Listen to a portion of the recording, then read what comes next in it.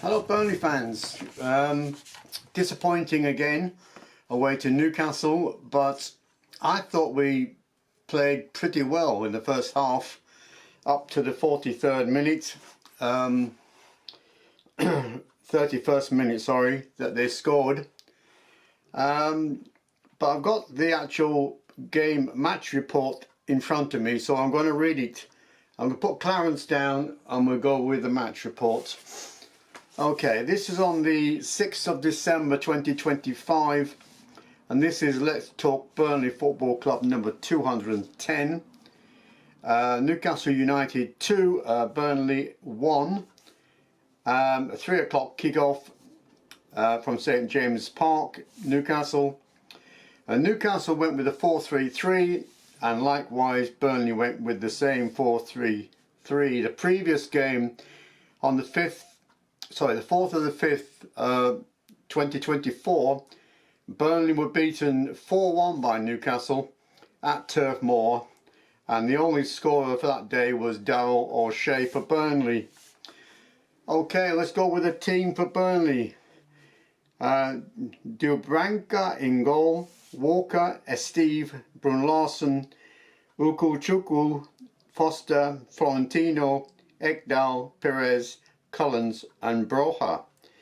And your substitutes was Webb, Hartman, Worrell, Edwards, Anthony, Chuwana, Fleming, Laurent and Tresor.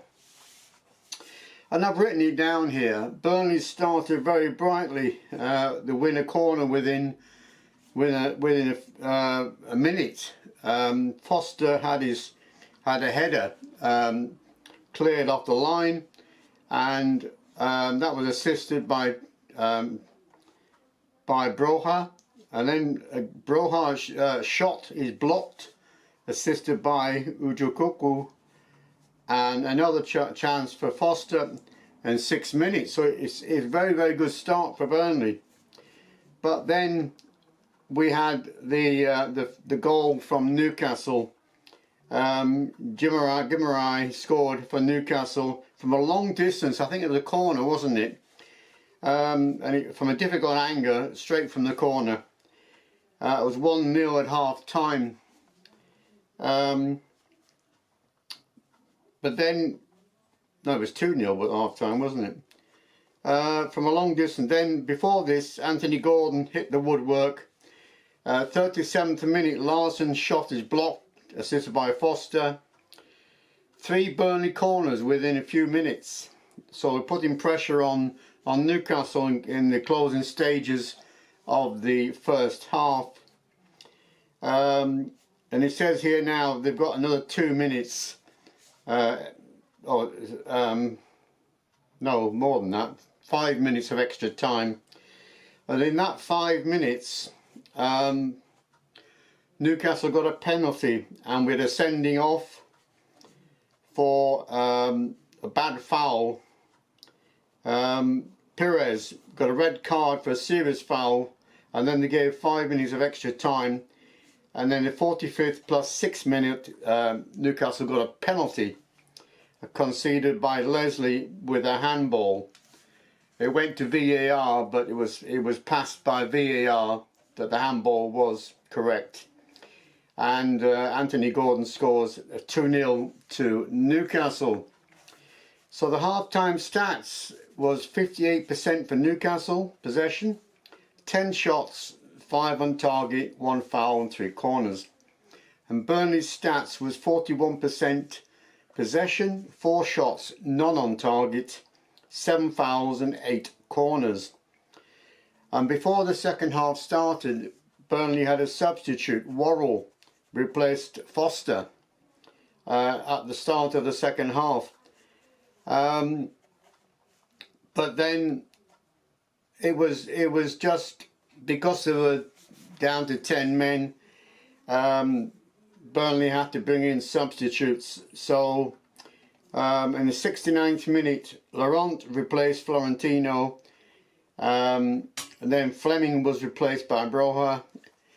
Anthony replaced Larsen, and the 89th minute, yellow card for Laurent.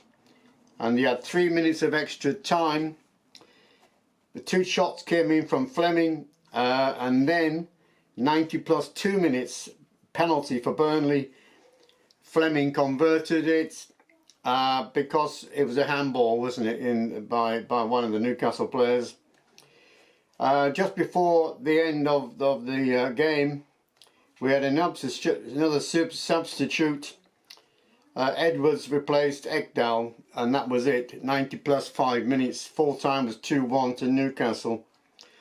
So the end, Newcastle stats were 69% possession, 17 shots, 7 on target, 9 fouls, and 9 corners. And Burnley's stats was 31% possession overall, 9 shots, 3 on target, 11 fouls, and 9 corners. So Burnley didn't do bad at the end of the day because he had 10 men in the second half, and so to keep it down to 2-0 was a credit to the Burnley players. But we did have a few chances, but we didn't take them. Lots of shots, but no real shot that would have counted. Right, the next match we've got now is coming up is the 13th of December. It's a Saturday. We're home to Fulham, 3 o'clock kickoff. And then Saturday the 20th of December we are away to Bournemouth, 3 o'clock kickoff. And Saturday 27th of December we're home to Everton at 3 o'clock kickoff. And the last game of the season, of the year, Tuesday 30th of December we're home to Newcastle. That's 7:30 kickoff at Burnley. Right, so Burnley's position: played 15, won 3, drawn 1, lost 11, points 10. Right, is Scott Parker, is his job safe? Because there was lots of talk before this game that they were going to give him a couple of games, and they're going to actually say, well, look, we'll get a replacement. But since then, it seems that Scott Parker has got the backing of Alan Pace. Well, they all say that, don't they, before they sack him. But it looks like we're going to keep Scott Parker until at least after the January transfer market, and we'll see what happens in the new year. But I think shortly into the new year, if Scott Parker doesn't get some more results coming in, because we haven't won for 6 games now, if he doesn't get any creditable wins and possibly lots more goals, we need more goals. It's no good just playing a football match, you know, like we've done. We've done it fine, we've passed and we've created chances and we've defended well, but if you don't score, then you're not going to do anything, are you? You're not going to win any matches. So that's the problem I think we have with Burnley at the moment. Not enough goals, not enough chances created, and if we do get chances, we just haven't got the manpower, the personnel to actually stick them away. But Newcastle was a tough game to go to.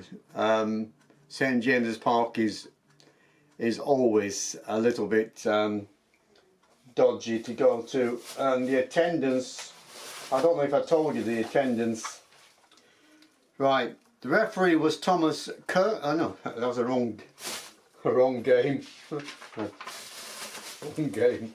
Sorry, the referee was Stuart Atwell, and the attendance was 52,041. So yes, pretty good attendance. More than we get at Turf Moor. I mean, we're lucky to get 20, 21. But anyway, keep your chin up, lads.